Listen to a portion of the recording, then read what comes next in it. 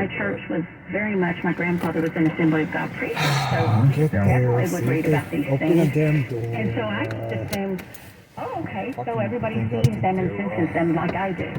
And I will say that when I was young, I was scared I was very scared at night in my room of the beings that I saw.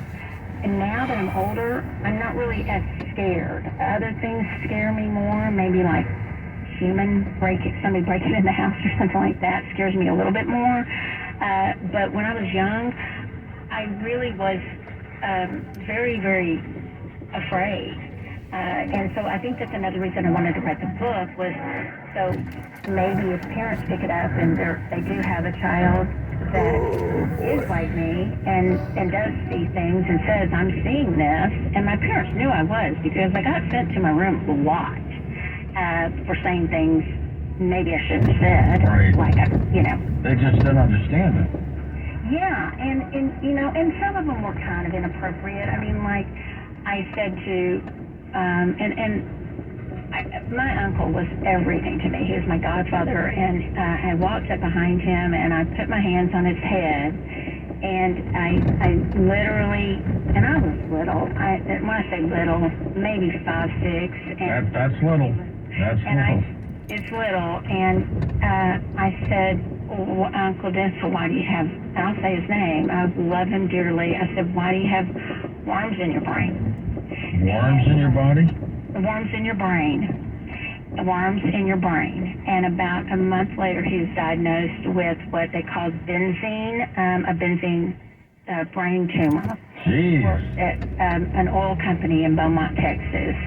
And he was diagnosed with a brain tumor. And I got sent to my room because I told him he had worms in his brain. And the worms to you was the tumor, right? It was a tumor, stuff moving around in his brain. It was cancer in his brain, 100%. But I didn't know how to say that as a 5 or 6-year-old. That's incredible. And this ability, has it enhanced itself over the years? It has honed itself. So for a while, like I said, I spent some time trying to pretend that it wasn't there. I tried to use that logic. I did everything I could to pretend that, or to prove how smart I was and how intelligent I was. And let's do the most I can. I think that's where that doing a lot comes from, to show that, it's not just me being strange, that I can actually, graduate from law school early. I can start trying cases, go work in the Court of Appeals at 24, almost 25 years old, and then be with the DA's office at 25, and accomplish all these things, and ignore it, and take these great juries, and finally had to come back to the realization that it wasn't Michelle being so smart. Yeah, I worked hard, but I was getting a lot of help from my intuition. So I had to come back around and say, it all comes together, and divine God puts things, gives us gifts and talents for a reason, and we just need to accept them the way they are. Michelle, have you ever been tricked by a spirit or a demon? I think maybe I have. Great question, because I have asked myself that question. I will say that one time in my store, I violated one of my ethical codes, and I'll make it quick.